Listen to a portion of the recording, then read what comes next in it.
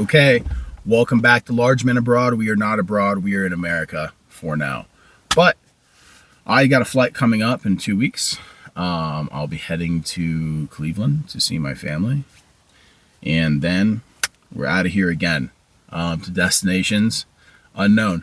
But I wanted to say, being a big guy, I'm 6'4", I am 300 pounds, and I'm just a broad guy. I'm real broad, and it makes flying hell. I hate flying. It's a necessity. I fly all the time, but tips and tricks, right? We have our tips and tricks. So the first thing I'm going to say is, don't be afraid to ask, right? When you go check in, ask if there's an open seat. Ask if there's an open row. I don't like business is great.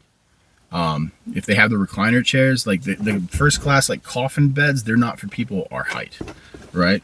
And they're not for people my width at all. So to me, it's a waste of money. I'd rather have an open, like 3 or 4 seats.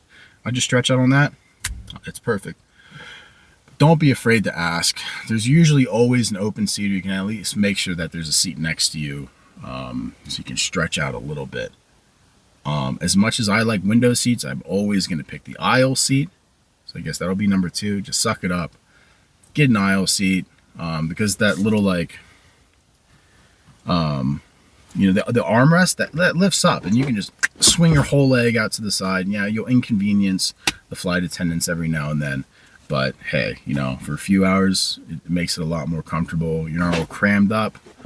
Okay, let's see, number 3.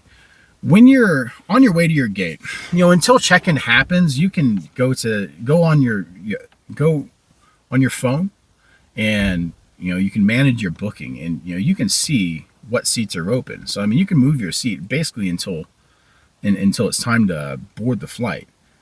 And that saved me quite a bit. Because there's always going to be 1 or 2 seats that are open that you're going to have more room, or it's a better spot, and you don't have to pay for these normally unless you're trying to move up. But yeah, so I'd say 70-80% of the time I fly, I have my own row. Just by doing the first thing, where I'll ask at check-in, or I'll just kind of be a vulture hovering over my phone, seeing what seats are open. But yeah, most of the time I have my own row, and it's beautiful, and people will hate on you a little bit, but hey, tips and tricks, right? And if push comes to shove, spend a little bit of extra money, and just get the extended leg room. But I guess other than that, the big thing would be get up, move around, every 30 minutes. I do every 30 minutes, every hour or something like that. Get up, move around, don't think that you have to just, if I'm not sleeping, I'm not gonna, I'm gonna feel like shit when I land. I never sleep when I'm on a plane, and it sucks, but you gotta suck that up. But anyway, those are little tips and tricks. I think they work great. Yeah, so thanks for stopping by, and like and subscribe. Thanks.